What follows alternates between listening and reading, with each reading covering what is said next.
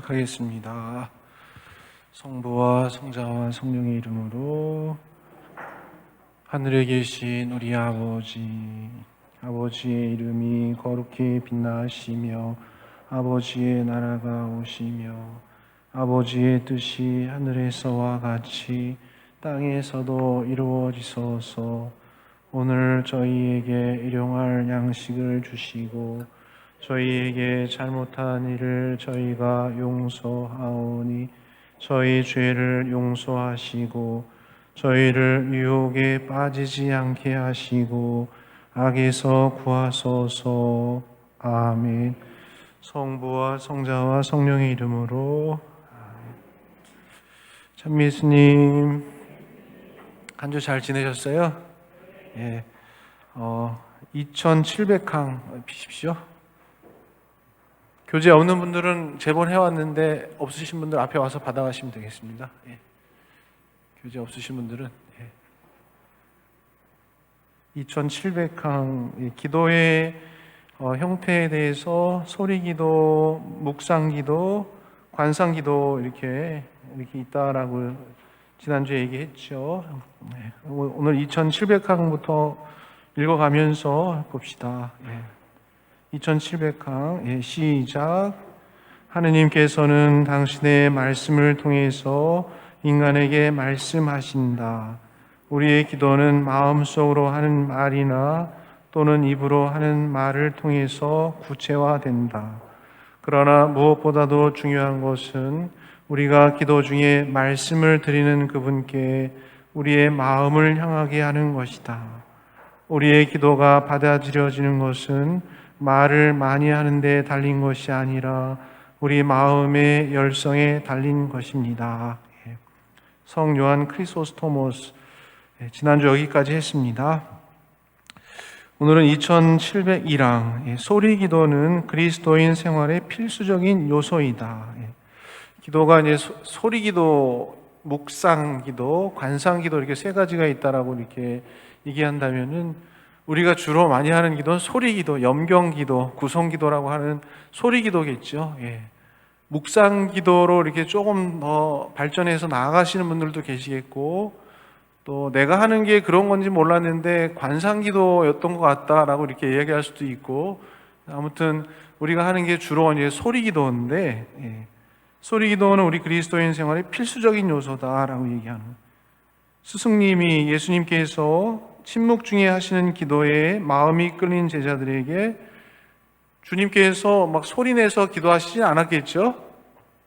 제자들이 가서 기도하는 모습을 보고 주님, 저희도 기도 가르쳐 주십시오 이렇게 얘기했죠. 근데 예수님의 제자들은 유다인들이었기 때문에 기도에 대해서 모르는 건 아니었겠죠. 유다교회에서 했던 기도를 어렸을 때부터 시편 기도나 그런 기도를 배웠을 겁니다. 하지만 예수님께 가서 기도를 더 배워달라고 한 것이죠.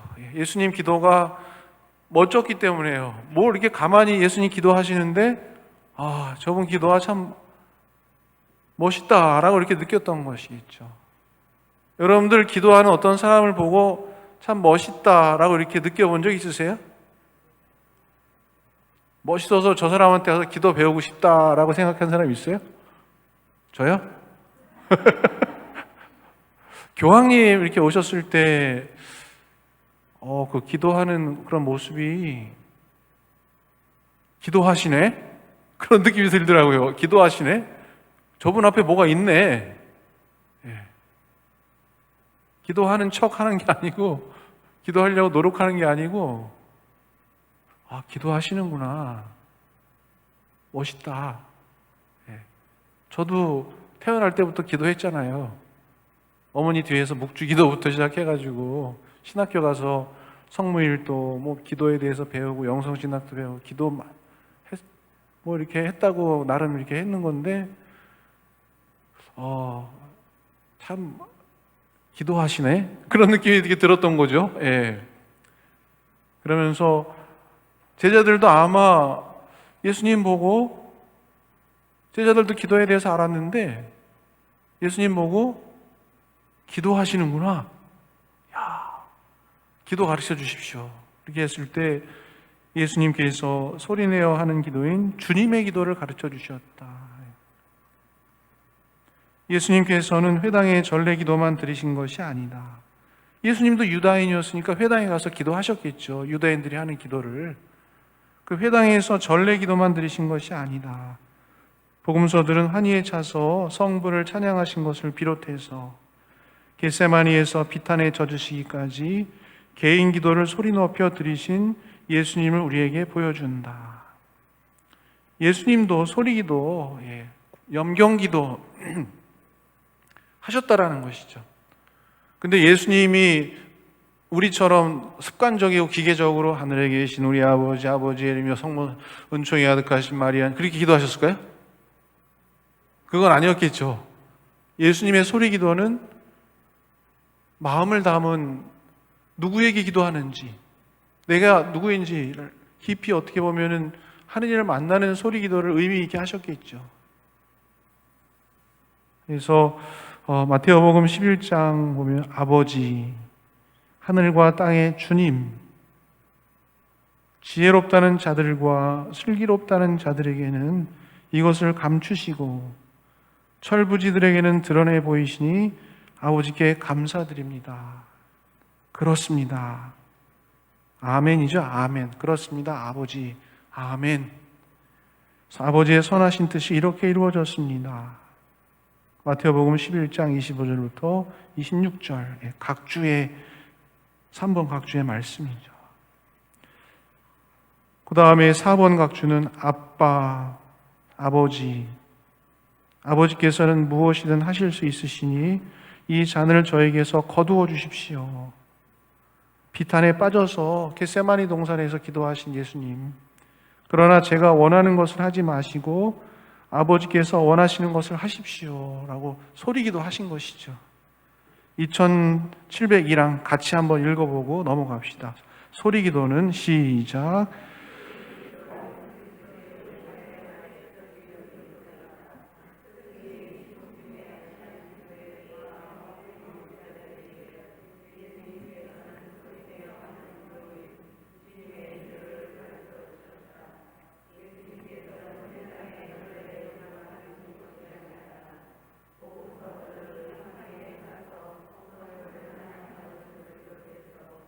겟세마니에서 비탄에 젖으시기까지 개인 기도를 소리 높여 드리신 예수님을 우리에게 보여준다.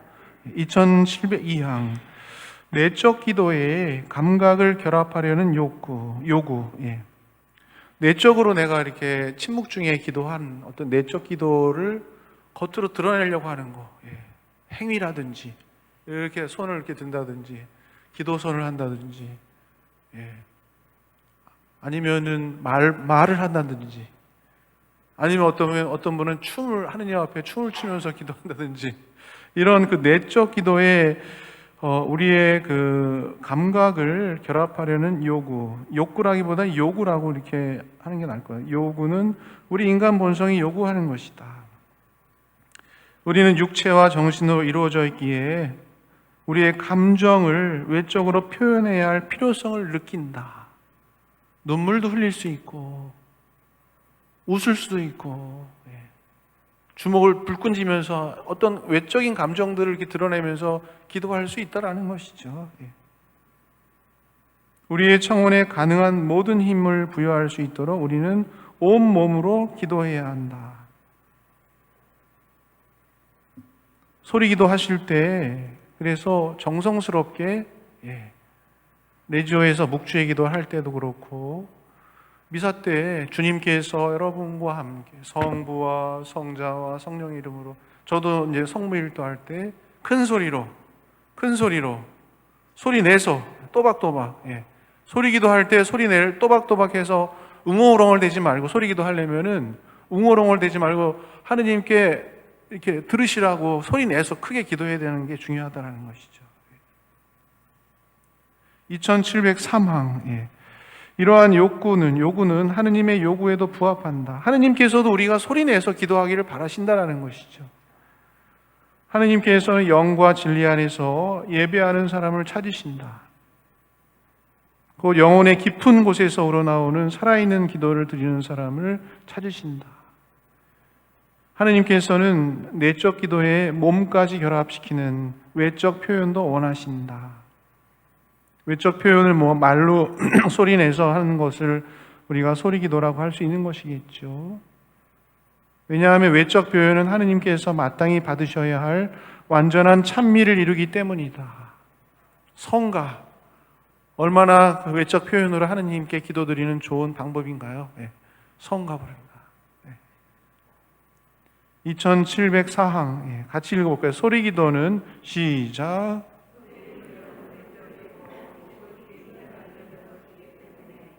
가장 훌륭한 일반 대중의 기도이기도 하다.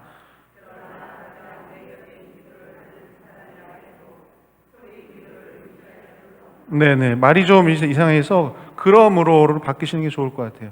소리기도는 외적이고 지극히 인간적인 기도이기 때문에 가장 훌륭한 일반 대중의 기도이기도 하다. 그러므로 가장 내적인 기도를 하는 사람이라 해도 묵상 기도를 한다든지 관상 기도, 관상 수도원에 있는 수녀님들은 관상 기도 하시려고 그 수도원에 들어가신 거죠. 동두천의 갈멜 수도원 같은 경우는 관상 기도원이죠. 관상 수도원이죠. 그렇게 내적인 기도를 하는 사람이라 해도 소리 기도를 무시할 수 있다 없다. 소리 기도 무시하면 안 된다. 염경 기도, 입으로 내서 하는 기도 정말 중요한 것이다. 기도의 가장 기초가 되는 것이기 때문에 중요한 것이다. 그 다음부터 기도는 시작.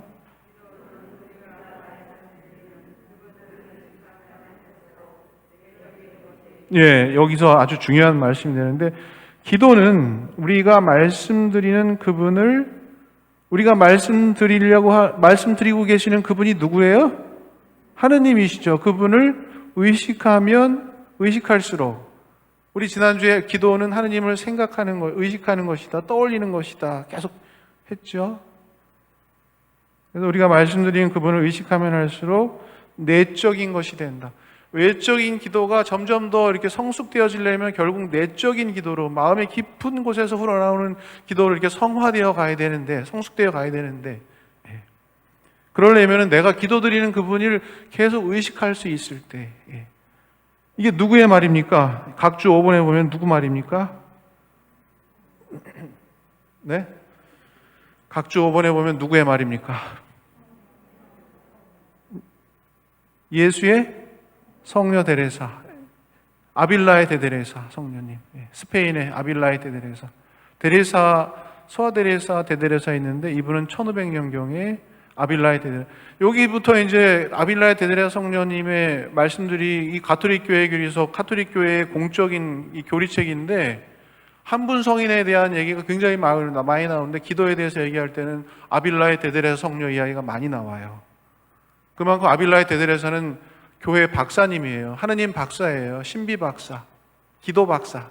그래서 이 가톨릭 교회 교리서에는 아빌라의 데레사 성녀에 대한 그 성녀 이야기가 좀 많이 나오는데, 그분께서 말씀하신 게 우리가 말씀드리는 그분을 의식하면 할수록, 여러분들 염경 기도할 때 우리가 기도하는 분을 의식해요, 안 해요?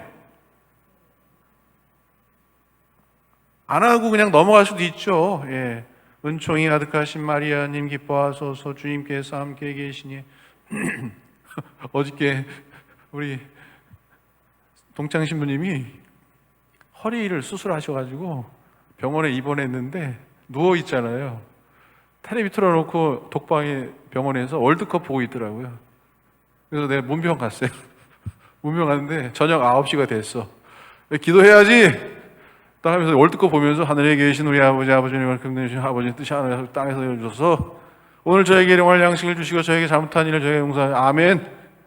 성부와 성자 성령의 이름으로 기도를 그냥 막 하는데, 이게 너무 우리가 기도가 이렇게 그냥 내면적인 기도가 아니고 그냥 허투루 이렇게 날려버리는 기도가 아닌가, 그런 생각 들었어요. 여러분들 소리 기도할 때 우리가 기도하는 그분을 의식해요? 아니면은 그냥 무심코 막 기계적으로 넘어가요? 기계적으로 넘어가지만은 하늘에 계신 우리 아버지, 은총이 가득하신 마리아님. 예전에 우리 어머니 보면은 묵주기도 뒤에서 이렇게 아침 기도, 저녁 기도할 때 무릎 꿇고 하잖아요, 애들이. 우리 어머니는 이제 하품도 하시다가 방구도 끼시다가 온갖 걸 다 하시면서 기도도 열심히 하셔요. 예. 근데 그걸 보면 그게 생활인의 기도구나. 예. 생활인의 기도구나라는 걸 생각하는데, 그렇게 그 습관적으로 이렇게 우리가 생활 안에서 기도를 하긴 하는데, 그 기도할 때 대대로사 성령 말씀대로 우리가 말씀드리고 기도드리는 그분을 의식하면 의식할수록 내적인 기도가 된다라는 것이죠. 그래서 아빌라의 대데레사는 기도 생활의 강도는 하느님에 대한 사랑의 강도와 비례한다라고 말씀하셨어요. 하느님 사랑이 얼마만큼 강도가 높냐에 따라서 우리 기도도 강도가 깊어진다라고 이렇게 말씀하시면서 아빌라의 대데레사 성녀는 기도에 대해서 9단계를 말씀하셨어요. 그분은 평생 갈멜 수도회에서 이 기도 박사님이에요. 우리 천주교의 2000년 역사에서 기도의 최고의 단인 박사라고 하면 아빌라의 대데레사 성녀세요. 그분이 이제 몇 가지 저서도 있고 그러는데, 영성신학을 하면은 아빌라의 대데레사 성녀를 가톨릭교회 영성에서 이렇게 빼놓고 갈 수가 없어요. 이분이 기도에 대해서 가르쳐 줬는데 평생 기도하시면서 정리한 게 기도의 9단계가 이렇게 있는 것 같다. 내가 기도해 보니까. 그렇게 하신 말씀이, 기도의 9단계가 뭐냐 하면은, 볼펜 있으신 분은 한번 적어 보세요. 첫 번째 단계는 구송기도. 구송기도는 우리가 여태까지 얘기하는 소리기도 말하는 거예요. 그 다음에 두 번째는 묵상기도. 이제 묵상기도에 대해서 이제 교리교수에 할 거예요. 그 다음에 세 번째는 정감의 기도. 대대사 성령께서 세 번째 단계의 기도를 정감의 기도라고 그랬어요. 정감의 기도는 하느님 앞에 깊은 눈물 흘리면서 기쁨으로 환희에 차서 이렇게 하는 기도가 정감의 기도인데, 세 번째 단계 정감의 기도다 이렇게 말씀하셨고, 네 번째는 단순함의 기도라고 하셨어요. 단순함의 기도. 단순함의 기도는 뭐냐면은 하느님 앞에 하느님하고 많이 친해졌기 때문에 하느님 앞에서 주저리 이 얘기 저 얘기 할 필요가 없이 그냥 주님 하면서 단순하게 이렇게 호칭을 하면서 머문다라는 거예요. 단순함의 기도라는 거예요. 네 번째 단계 단순함의 기도예요. 다섯 번째 기도는 주부적 관상 기도라고 그래요. 주부적 관상 기도는 주부적이라는 건 하느님께서 이끌어 주시는 관상이라는 거예요. 주부적 관상. 그 다섯 번째 단계고, 여섯 번째 단계는 정적의 기도예요. 정적의 quiet of prayer라고 고요함의 기도예요. 정적의 기도. 주부적 관상 기도가 넘어가면은 완전한 고요함 속에 이렇게 가는 기도를 경험하신 것이죠. 그래서 이 기도의 단계를 정적의 기도라고 이렇게 말씀하셨어요. 그 다음에 일곱 번째 단계를 일치의 기도. 일치의 기도. 그 다음에 여덟 번째 단계를 순응일치의 기도. 대데레사 성녀의 말씀에 의하면은 이 최고의 단계인 변형일치의 기도 전에가 순응일치의 기도인데, 순응일치의 기도는 약혼이라고 그러셨어요. 약혼. 남녀가 약혼하는 거라고. 그 다음에 변형일치의 기도로 맨 마지막에 변형일치의 기도인데, 이 기도로 가면 결혼하는 거라고 그래요. 하느님하고 완전히 일치하는 거라고 그랬어요. 그래서 첫 번째부터 네 번째까지는 구송기도, 묵상기도, 정감의 기도, 단순함의 기도까지는 영성 생활에서 수덕 단계에 속하는 부분이에요. 네 번째 단계는. 수덕 단계는 뭐냐 하면은 내가 의지적으로 노력하는 단계라는 거예요. 수덕 단계. 그러니까 구성기도도 그렇고, 묵상기도도 그렇고, 정감의 기도도 그렇고, 단순함의 기도도 그렇고, 내가 의지적으로 노력하는 부분이고요. 다섯 번째 주부적 관상 기도부터 변형일체 기도까지는 신비적 단계라고 이렇게 말씀하셨어요. 신비적 단계라는 거는 내가 노력해서 기도하는 거예요? 하느님이 이끌어 주셔서 하는 거예요? 5단계부터는 하느님이 끌어주신다는 거예요. 그때부터는. 이게 그러니까 어떻게 이렇게 가는지 모르겠는데 하느님이 어떤 신비의 어떤 힘에 의해서 계속 이런 기도의 단계가 올라가더라라는 것을 말씀하신 거예요. 그래서 그거는 이제 신비적 단계. 옛날에는 영성 신학을 수덕 신비 신학으로 그랬죠. 수덕 신비 신학. 수덕이라는 건 나의 능동적이고 의지적인 노력. 열심히 기도해야지. 묵주기도 돌려야지. 묵상해야지. 어떤 기도하려는 어떤 그런 나의 의지적인 노력을 4단계까지 이렇게 하신 거고, 4단계에서 단순함의 기도를 이렇게 기도하시다 보니까 어느 순간 하나님께서 이끌어 주시더라. 그 부분은 5단계부터 신비적 단계라고 이렇게 말씀하시는 거예요. 그래서 기도의 단계가 첫 번째가 구성기도라고 하셨는데, 이 구성기도에 대해서 데드레 성녀는 다음과 같이 말씀하셨어요. 구성기도는 하느님의 백성이 공적으로 바치는 전례기도로서 개인의 기도보다 하느님께 더욱 큰 영광을 드리고, 함께 전례 안에서 함께 기도 바치는 것은 개인 기도보다도 하느님께 더 큰 영광을 드리는 기도다. 미사 때. 그리고 그리스도교 공동체의 기도인 만큼 더 큰 효력을 낸다. 이 말씀하셨고, 그러나 언제나 가장 완전한 사랑을 지닌 자만이 가장 완전한 기도를 바칠 수 있음을 명심해야 한다. 하느님께 대한 완전한 사랑을 가진 사람이 완전한 기도를 바칠 수 있음을 명심해야 된다라고 이렇게 말씀하신 거죠. 데드레 성녀께서는 구성기도에 대해서 가르치면서 주의 집중과 신심이 굉장히 요구된다. 구성기도에서는 이렇게 말씀하셨고요. 주의 집중은 마음을 가다듬고 정신을 집중하는 노력이고, 기도하는 기도자가 지금 여기에서 자신이 무엇을 하고 있는지, 누구한테 기도하고 있는지 깨달아야 된다는 그 순간 주의 집중해야 된다는 거예요. 하느님 의식을 해야지 구성기도가 의미가 있는 기도가 된다는 것이죠. 그래서 데드레 성령께서 이렇게 말씀하셔요. 기도함에 있어서 내가 누구에게 기도하는지, 무엇을 청하는지, 청하는 자가 누구며 내가 누구며 누구에 대하여 청하는지를 유의하지 않는다면 아무리 입술을 놀려댔자 그것을 기도라 할 수 없다. 이거 데드레 성령 말씀이세요. 비록 누가 이런 것에 유의하지 않는다 하더라도 때때로 그것이 참된 기도가 되는 경우도 있다 하자. 그러나 기도자가 유의하는 경우에는 더욱 완전한 기도가 된다. 구송기도, 소리기도에 대해서 데드레 성령께서 가르쳐 주시는 부분들이에요.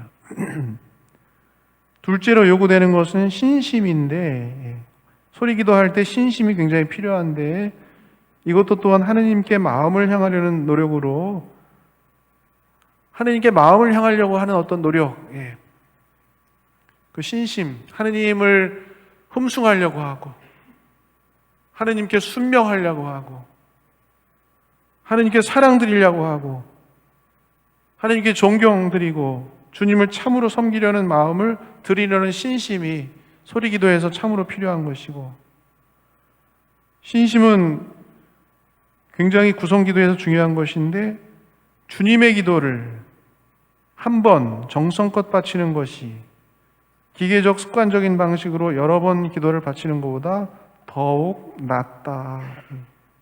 물론 어떤 의무 때문에 되풀이해야 하는 기도도 있지만은, 주님의 기도 여러 번, 100번, 1000번, 10,000번, 10만 번 바치는, 막 그냥 기계적으로 습관적으로 바치는 것보다 한 번이라도 주님의 기도를 꼼꼼히 정성껏 바치는 게 훨씬 낫다. 이렇게 말씀하셨다는 것이죠.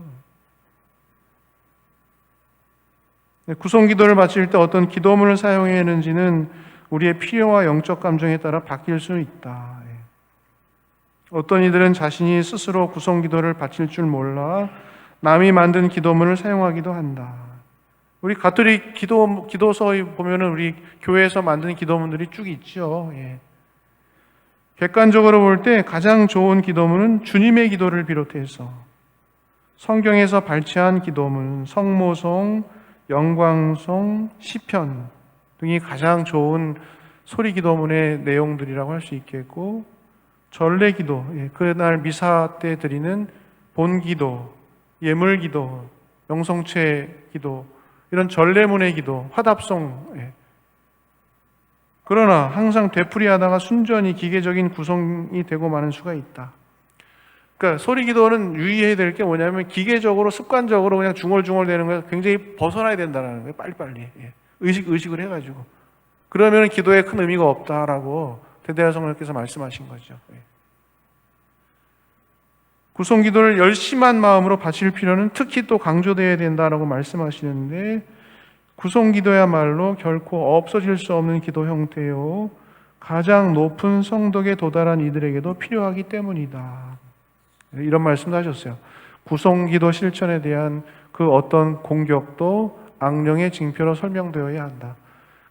그러니까 기도의 9단계에서 첫 번째 단계 구송 기도라고 했는데, 이 기도를 이렇게 9단계까지 가기 위한 첫 번째 관문이 구송 기도인데, 이거 너무너무나 중요한 거다. 높은 성덕의 어떤 기도를 한다 하더라도 구송 기도는 꼭 필요한 것이다. 이렇게 말씀하셨다는 것이죠.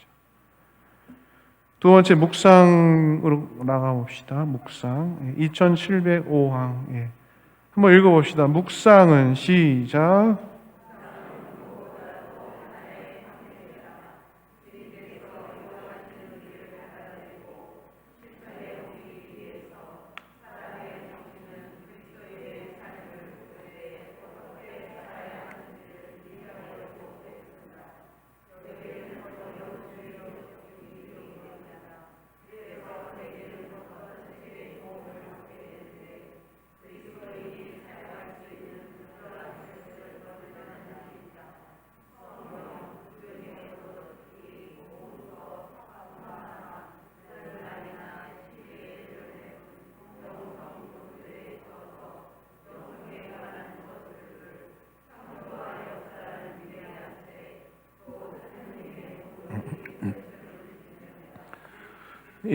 그 묵상은 이제 두 번째 얘기하는 그 기도인데요. 교리서는 묵상에 대해서 가르치면서 묵상은 무엇보다도 하나의 탐색이다. 탐색. 뭔가 이렇게 곰곰이 탐구하는 것이다. 묵상은 무엇보다 주님의 말씀을 마음속에 간직하고 곰곰이 생각하는 것. 특별히 성모님께서 어떤 이해할 수 없는 일을 당했을 때 이 모든 일을 마음에 간직하고 곰곰이 생각하였다. 마리아는 이 모든 일을 마음에 간직하고 곰곰이 생각하였다라고 했던 것처럼 주님의 말씀이 무슨 뜻인지를 탐구하고 찾으려고 하는 기도가 바로 묵상 기도라고 할 수 있겠습니다.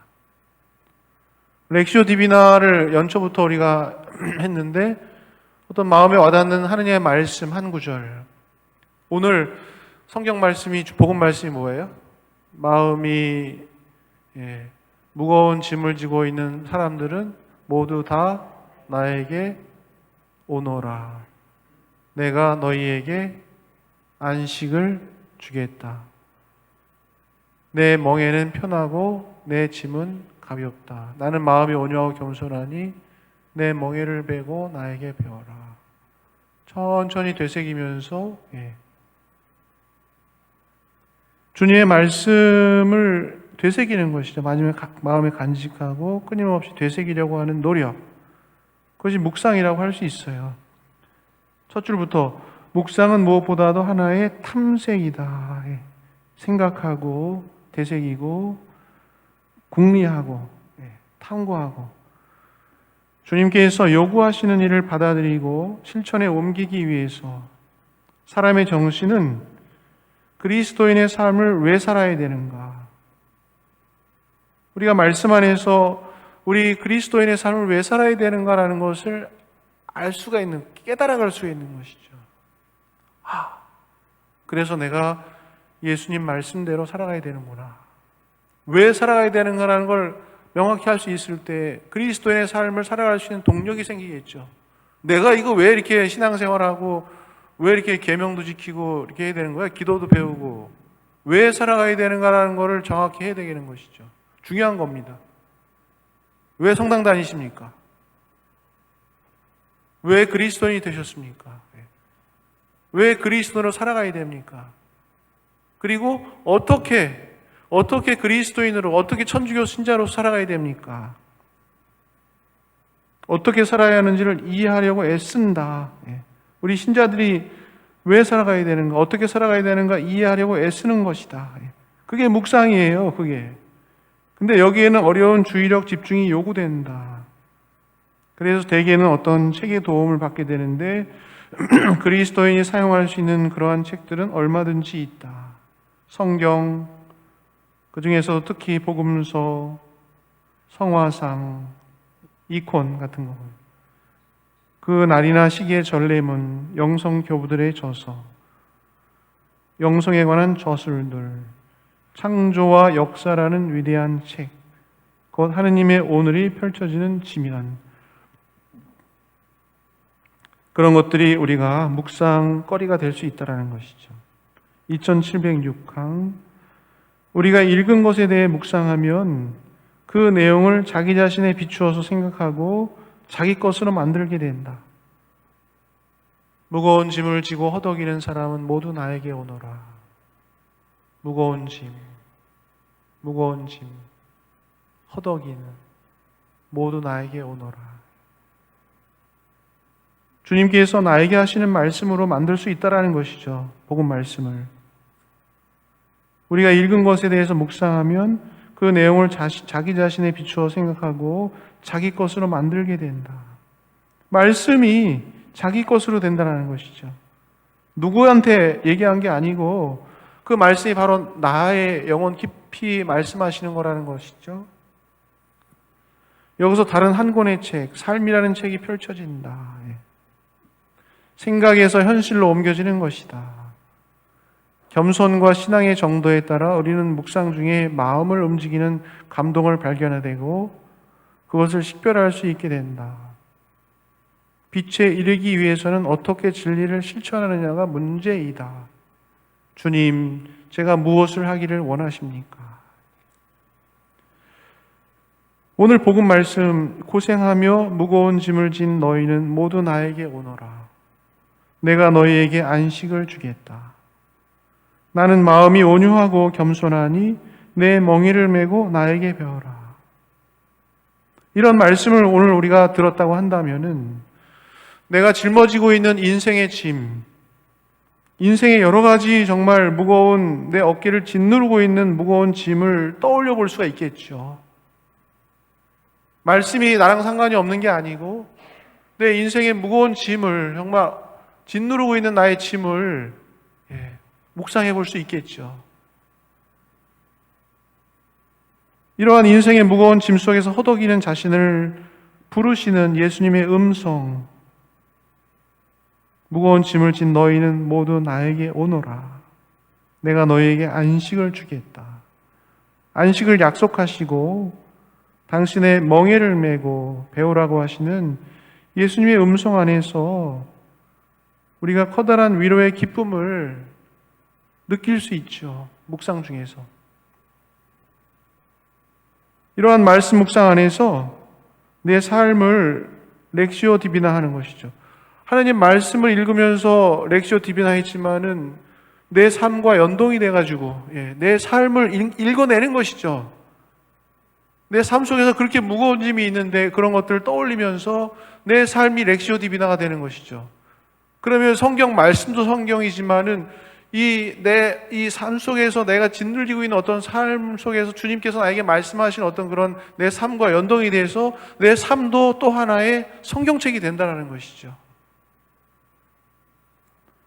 내 삶 안에서 역사하시는 하느님을 발견하게 되는 것이죠.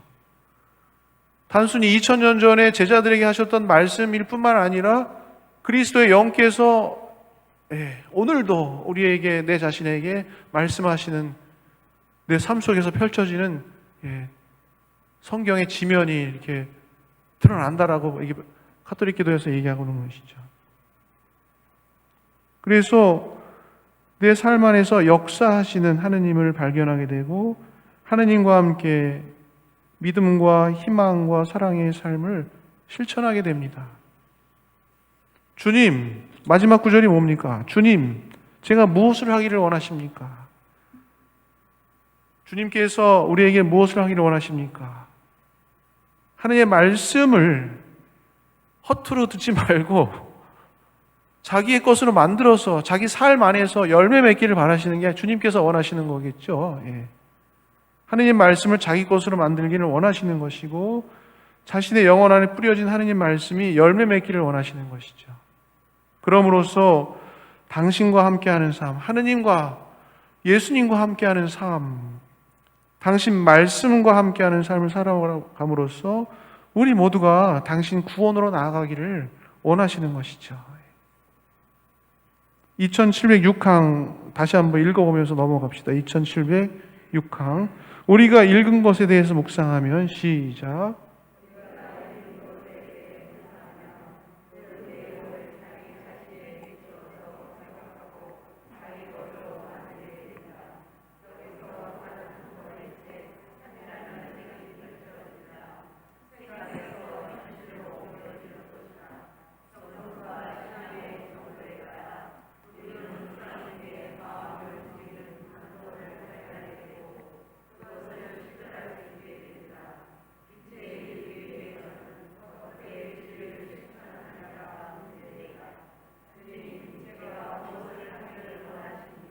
예, 하느님 말씀이 우리 안에 들어와서 열매 맺기를 원하시는 거예요. 예, 말씀을 깊이 되새기기를 원하시는 거예요. 예, 빛에 이르기 위해서는 어떻게 진리를 실천하느냐가 문제예요.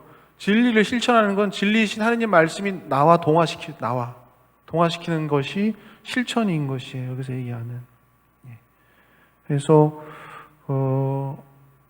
예수의 헨리 나웨인이라는 신부님이 계시는데요. 예, 이 신부님이 이런 책이 있는데 좋은 내용이 있어서 한번 읽어드릴게요.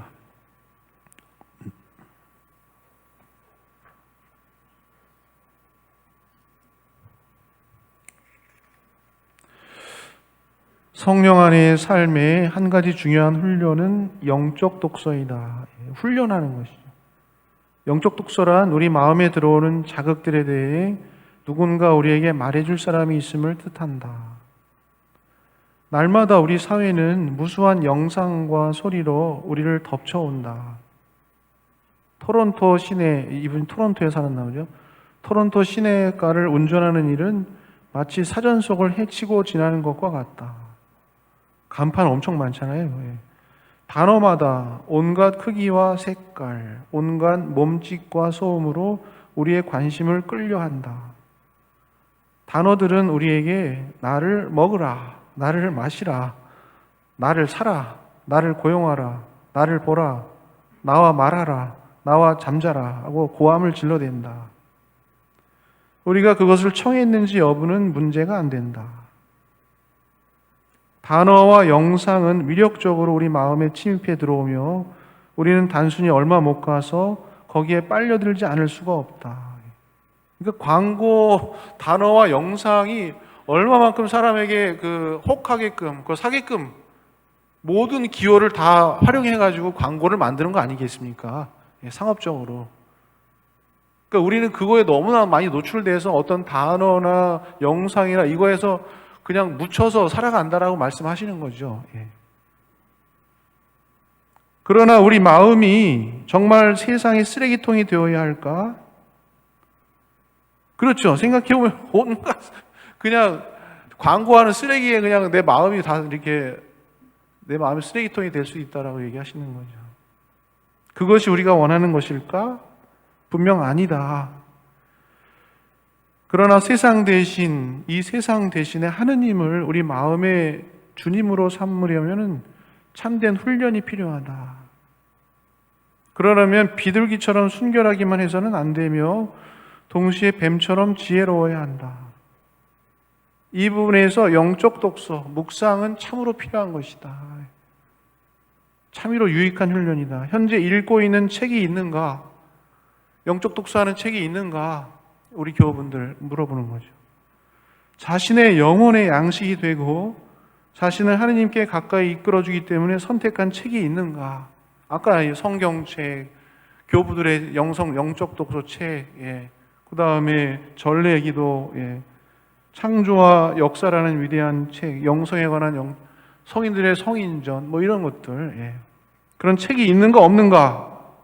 읽고 있는 게 우리가 늘 책 한 권을 들고 다니면 마음을 거듭 바른 방향으로 다 잡는다면은 우리의 생각과 감정은 깊은 영향을 입을 것이다. 그런 책을 하루에 15분만 읽어도 우리 마음은 머지않아서 쓰레기통 신세를 벗어나서 점점 좋은 생각으로 가득 찬 꽃병이 되어갈 것이다. 자신을 열어 하느님의 부르심에 응답하려면 맨 먼저 해야 할 일이 성경을 읽는 것이다. 성경 읽기는 생각처럼 쉽지 않다. 세상이 학문 중심이다 보니 무엇이든 읽는 것마다 분석과 토론에 붙이는 경향이 있기 때문이다. 그러나 하느님의 말씀은 무엇보다 우리를 생각과 묵상으로 이끌어야 한다. 하느님 말씀을 생각하고 분석하고 뭔가 이렇게 이게 맞는 거야 틀린 거야 이렇게 하는 게 아니고 하느님 말씀을 묵상으로 우리 삶 속에서 묵상으로 이끌어야 된다는 것이죠. 어떤 사람은 성경 공부한다고 하면은 노아의 방주 얘기하면 노아의 방주가 이렇게 그 물이 다 빠졌을 때 그 저기 착륙한 데가 터키 어디라면서 터키 어디야 거기 그 자리가 있어 없어 막 이렇게 그런 식으로 성경 공부를 하면서 좀 빠지는 경우도 있죠. 잘못된 거죠. 하느님 말씀을 받아들이고 내 마음 안에서 열매 맺게끔 렉시오 디비라는 것이 성경을 받아들이는 올바른 방식이다라는 것이죠. 말씀을 조각조각 떼어내기보다는 우리 존재의 가장 깊은 곳에서 하나로 종합해야 한다.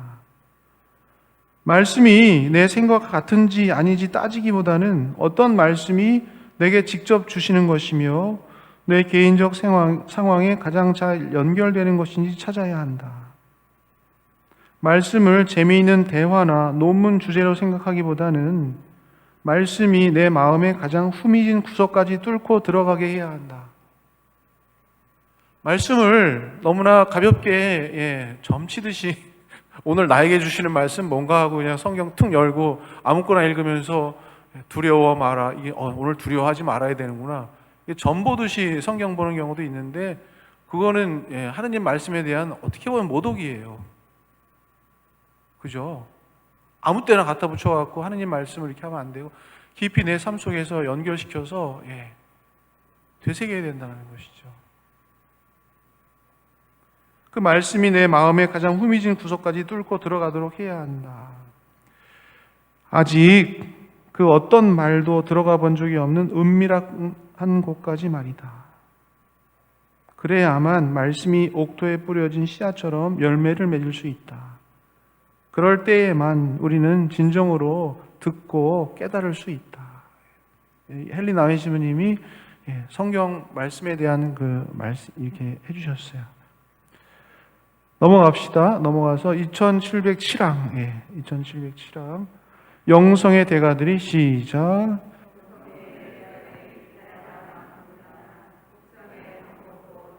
이제 뭐 이냐시오 묵상법, 베네딕토 묵상법, 갈멜 묵상법 여러 가지 이제 우리가 렉시오 디비다 하는 거는 베네딕토식 묵상법이죠. 읽기, 그 다음에 뭐예요? 묵상하기, 그 다음에 기도하기, 그 다음에 관상하기, 관상기도까지 가는 렉시오 디비나죠. 읽기, 그 다음에 묵상, 읽기, 렉시오, 묵상, 메디테이션, 그 다음에 기도, 그 다음에 관상. 이 4단계가 있는데, 그 다음에 뭐 베네딕토 묵상법이다, 이냐시오 묵상법이다, 갈멜 묵상법이다, 여러 묵상법이 많아요. 우리 가톨릭 교회는. 영성의 대가들이 2000년 동안 훌륭하신 분들이 많기 때문에 다양한 묵상 방법도 다양해요. 그리스도인은 정기적으로 묵상하기를 원해야 하며 그렇지 않으면은 그는 씨 뿌리는 자의 비유에 나오는 처음 3가지 종류의 땅과 비슷하게 된다. 그러나 거기서부터 읽어보세요. 그러나 방법이란 시작.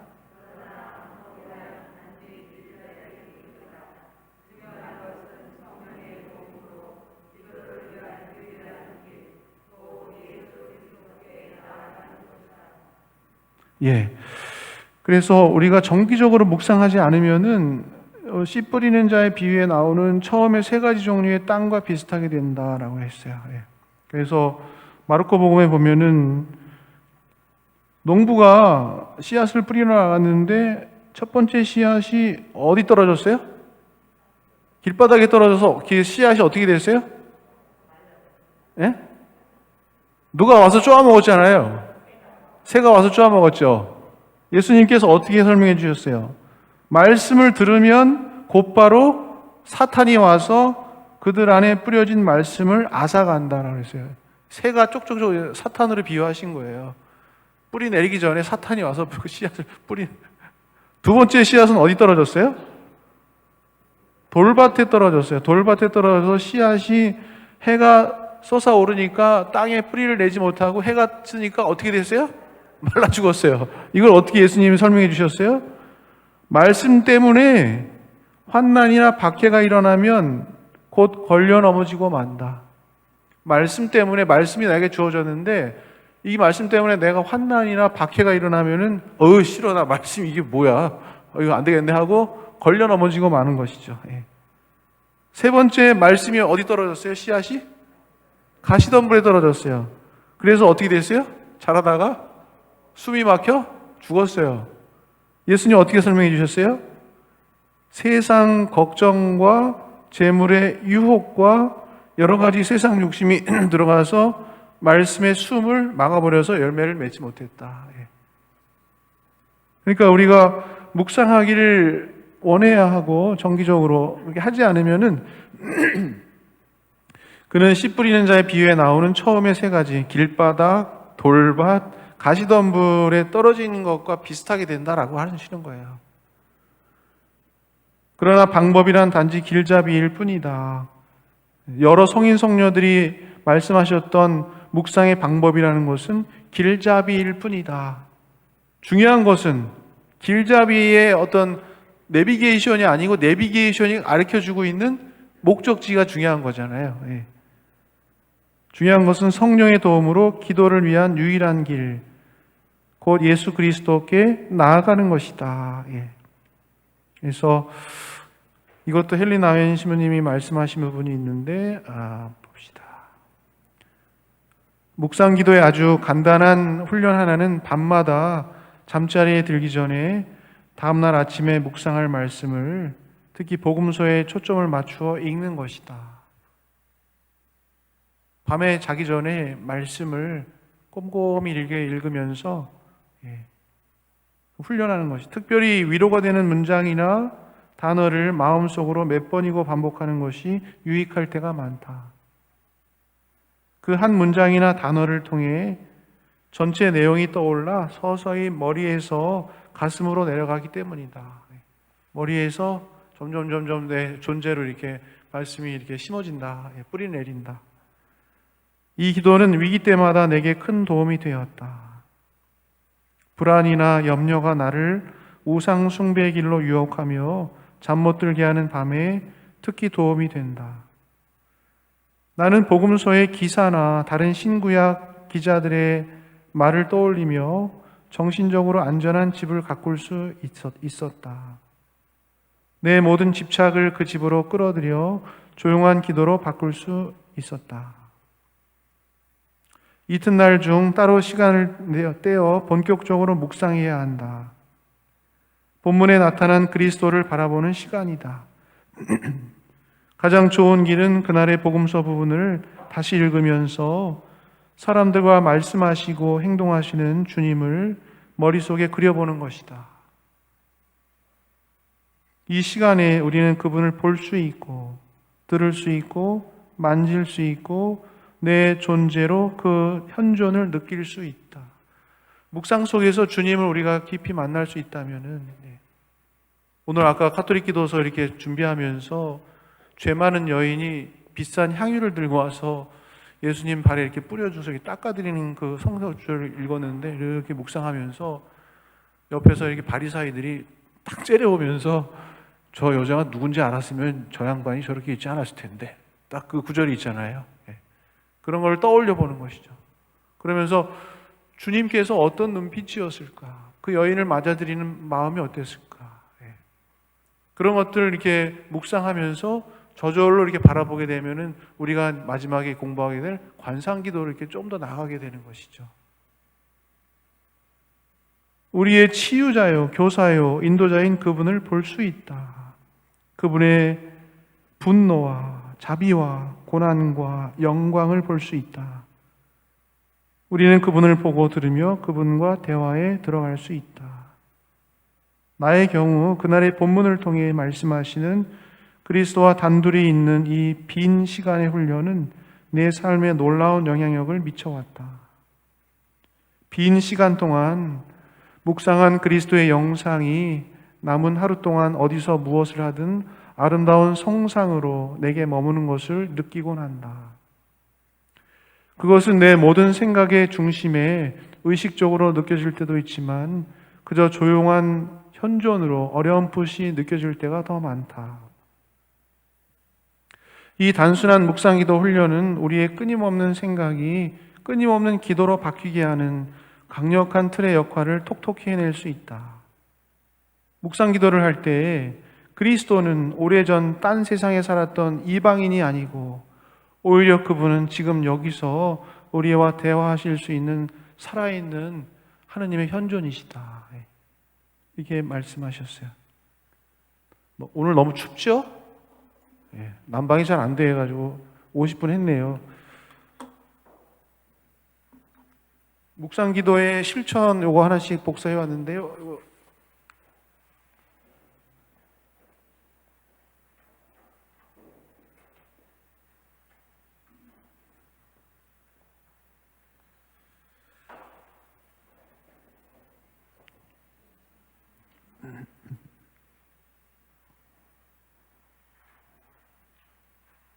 모자르면 다음 주에 또 드릴게요. 받으신 분들은 2708항 같이 읽어봅시다. 2708항. 묵상에는 시작. 묵상에는 사고력, 상상력, 감정과 의욕이 모두 동원된다. 이러한 동원은 신앙의 확신을 심화하고 마음의 회개를 불러일으키며 그리스도를 따르고자 하는 의지를 강화하기 위하여 필요하다. 기도하는 그리스도인은 거룩한 독서나 묵주기도에서처럼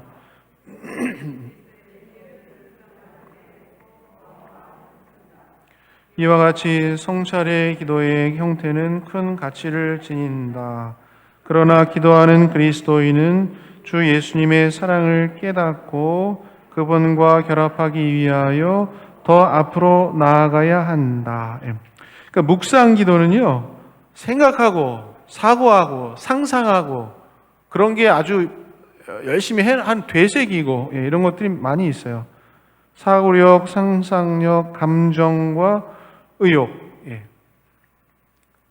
예수님이 그 여인이 와서 눈물을 흘리면서 뒤에 계속 계셨는데 갑자기 그 비싼 향유를 딱 깨가지고 하면 그 향유가 온 냄새가 다 그 바리사이 집에 그 저녁 식사 초대받아서 그런 거 아니에요? 그럼 제자들하고 같이 있었는데 그 나르도 향유가 엄청 비싼 건데 향유가 그냥 확 퍼졌을 거 아닙니까? 예수님 그때 느낌이 어땠을까? 바리사이들 이렇게 앉아서 깜짝 놀래가지고 지금 뭐 하는 거야? 딱 이렇게 봤을 텐데 그때 예수님 마음이 어땠을까?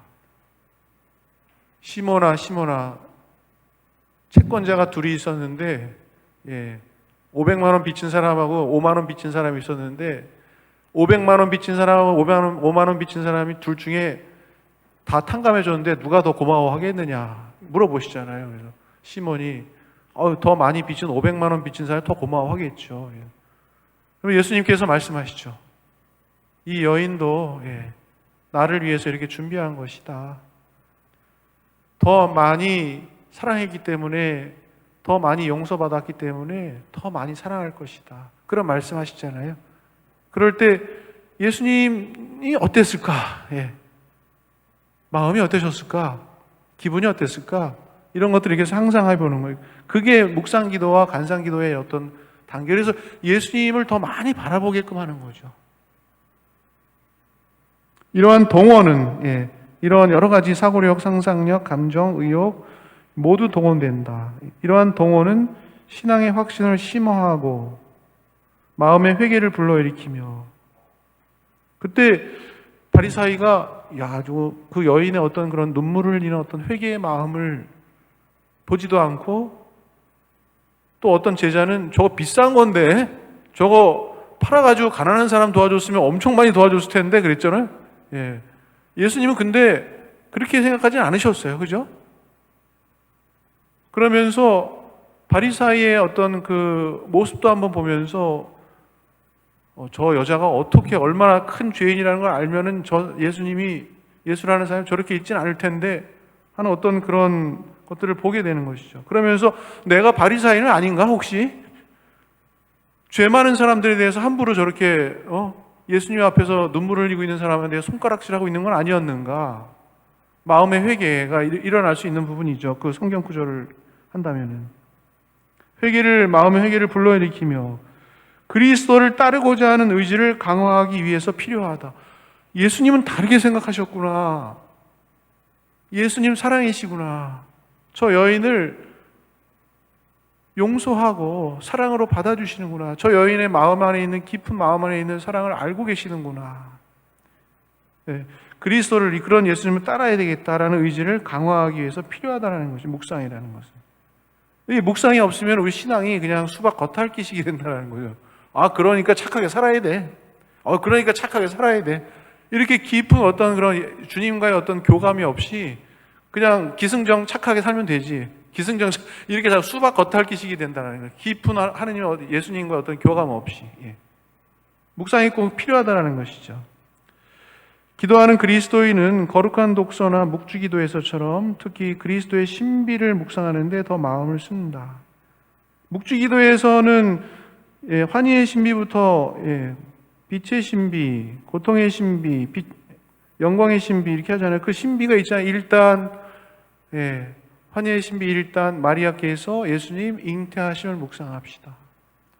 가브리엘 천사가 너는 이제 아기를 갖게 될 것이다. 남자를 알지 못하는데 제가 어떻게 하느님께는 불가능이 없다. 그 아기는 큰 사람이라 불릴 것이다. 가브리엘 천사가 예수님 잉태하는 그 성모 영보의 장면도 이렇게 떠올려 보면서 그 예수님의 신비, 환희의 신비 일단을 묵주의 기도하면서 이렇게 떠올려 보는 것이죠. 떠올리면서 그 신비와 이렇게 깊이 일치하고 그 신비에서 우러나오는 하느님의 풍요로운 영적인 어떤 그 의미들, 그런 것들을 하나씩 마치 광부가 광산에서 금맥을 캐내는 것처럼 영적인 어떤 금맥을 이렇게 하나씩 얻게 되는 것이죠. 그러면 성모님의 어떤 순명, 성모님의 믿음, 신망의 어떤 삶도 이런 것들을 묵상하면서 그리스도의 신비의 어떤 묵주의 기도의 각단의 신비를 묵상해 가는 것이죠. 요한 바오로 제 교황님께서 묵주의 기도는 뭐라고 그랬습니까? 성모님과 함께 그리스도를 바라보는 것이다. 묵주의 기도는 성모님과 함께 그리스도를 배우는 학교다. 묵주의 기도 그렇게 말씀하셨죠. 마리나 자매님 묵주의 기도 책까지 오셨던데 오늘 보니까 묵주의 기도, 오늘 묵주의 기도 강의하는 게 아닌데 묵주의 기도 강의할 때 기억나시죠? 묵주의 기도는 우리가 충분히 묵상 기도가 될 수 있다는 것. 은총이 가득하신 마리아님 기뻐하소서. 주님께서 그 말마디에 대한 묵상도 될 수 있는 거고 그 신비에 대한 묵상도 될 수 있는 거고 풍요롭게 묵상을 해 나가면서 소리기도 내면서 묵상기도 해 나갈 수 있는 것이죠. 이와 같은 성찰 기도의 형태는 큰 가치를 지닌다. 그러나 뭐예요? 그러나 읽어봅시다. 그러나 시작.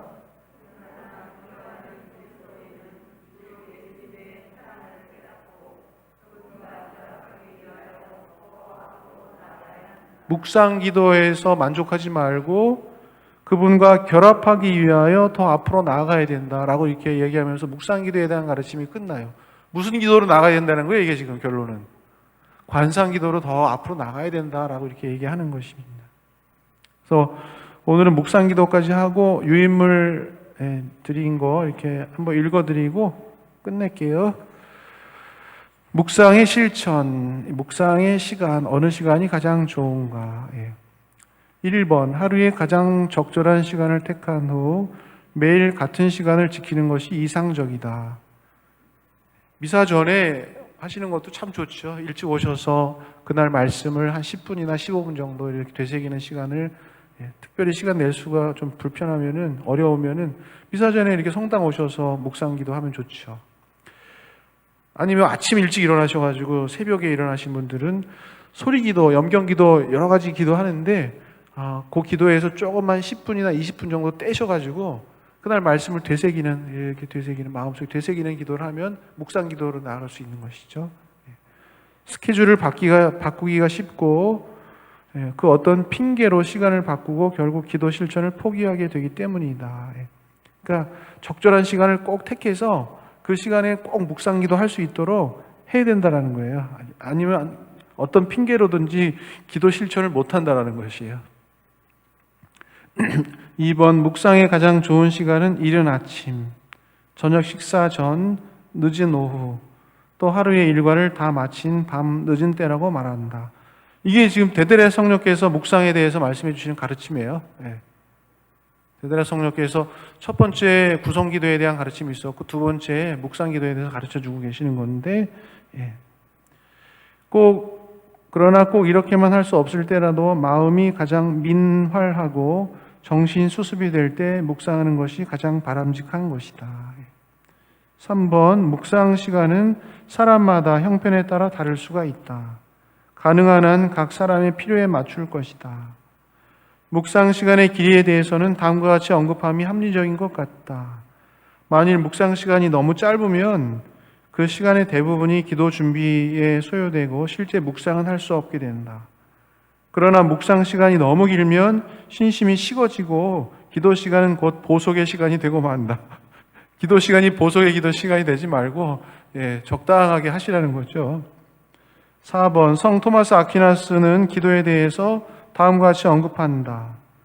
기도는 영혼이 열성과 신심의 상태에 있는 동안 계속되고 실증과 계속되는 분심이 일어날 때 더 이상 연장 말고 끝내야 한다. 5번, 묵상하는 시간이 얼마든 간에 묵상의 영향은 온종일 계속되어야 한다. 성 토마스가 암시한 것처럼 기도는 이런 방법으로 항구할 수 있다. 단 열렬한 화살 기도를 함으로써 하루 종일 뜨거운 신심을 간직할 수 있다. 화살 기도, 하느님께 드리는 문자 메시지라고 그랬죠. 주님, 강의를 하고 있는데 달이 너무 추워요. 추워서 힘든데 잘 마무리할 수 있도록 도와주세요. 이렇게 기도하는 거예요. 그때 화살 기도. 6번, 묵상의 장소.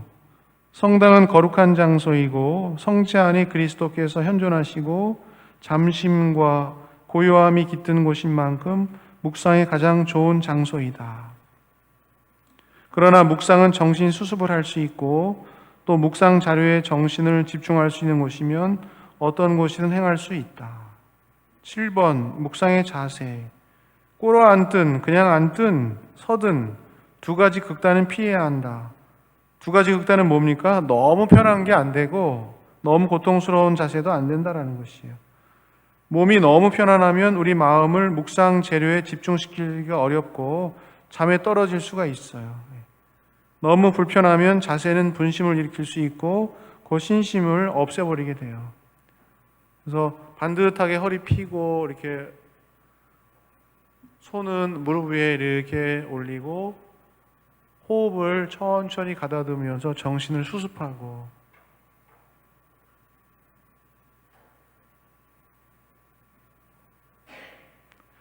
8번, 기도 생활은 게을리하면서 활동에만 전적으로 몰두함으로써 성덕을 열망하는 사람들은 그리스도교적 완덕에 관해 망각하고 있다 하겠다. 우리죠, 그리스도의 어떤 그리스도교적인 성덕으로 우리가 불림을 받은 것이죠. 근데 활동에만 전적으로 몰두하고 기도 생활을 게을리한다면은 우리는 주님께서 불러주신 완덕에 나아갈 수가 전혀 없죠. 기도 생활을 대신 보충할 수 있는 것은 아무것도 없다라는 사실. 매일 성체를 영하는 것마저도, 이거 데드레 성령께서 말씀하신 거예요, 이것도. 매일 성체를 영하는 것마저도 기도 생활을 대신할 수 없다는 경험을 통해서 증명된다. 매일같이 성체를 영하는 이들이 많지만 그들의 영성 생활은, 신앙 생활은 미적지근하고 미온적이다. 요한 묵시록에 보면은 뜨겁지도 않고 차갑지도 않고 내가 뱉어버리겠다 그러는데, 우리 신앙 생활이 뜨겁지도 않고 차갑지도 않고 미온적이다. 그 이유인즉 묵상 기도의 부족이다. 주님 말씀이 내 안에 깊이 지금 뿌리 내리지 못하고 새가 와서 쪼아먹고 길바닥에 죽고 돌밭에 죽고 계속 이렇게 시들시들하다라는 것이죠. 그들은 묵상 기도를 전혀 하지 않거나 하더라도 기계적으로 또 습관적으로 행할 뿐이기 때문이다. 기도하지 않고 그리스도교적 완덕에 도달할 수는 없을 것이다. 우리의 생활 처지나 우리가 종사하는 직업이 어떻든 간에 기도 없는 생활은 그리스도교적 생활이 될 수가 없다. 기도하라. 깨어 기도하라. 항상 기뻐하십시오. 늘 기도하십시오. 어떤 처지에서든지 감사하십시오. 기도하라는 어떤 그 명제는 이 그리스도교나 불교나 다 마찬가지인 것 같아요. 저번에 절에 한번 갔더니 해인사에 청철 스님이 그 밑에 제자 스님들한테 죽을 때까지 공부하고 기도하라 그런 말씀하셨대요. 죽을 때까지 기도하고 공부해라. 밥 먹는 거는 죽지 않을 만큼만 먹어라. 스님들이 어마어마하게 기도하고 묵상하고 정말 도 닦으려고 하시는 거죠. 불교의 기도나 그리스도의 기도가 다른 부분이 있지만은 일맥상통하는 부분도 많이 있죠. 아까 얘기한 그 1단계부터 9단계까지 있잖아요. 그 대대의 성령께서 1단계부터 4단계까지는 불교의 기도하고도 굉장히 일맥상통하는 부분이 있는데, 그리스도교적인 기도의 특성이라는 건 5단계부터 하느님께서 이끌어 주시는 신비적인 단계가 있다는 거. 이거는 불교하고 참 좀 많이 차이가 있는 거죠.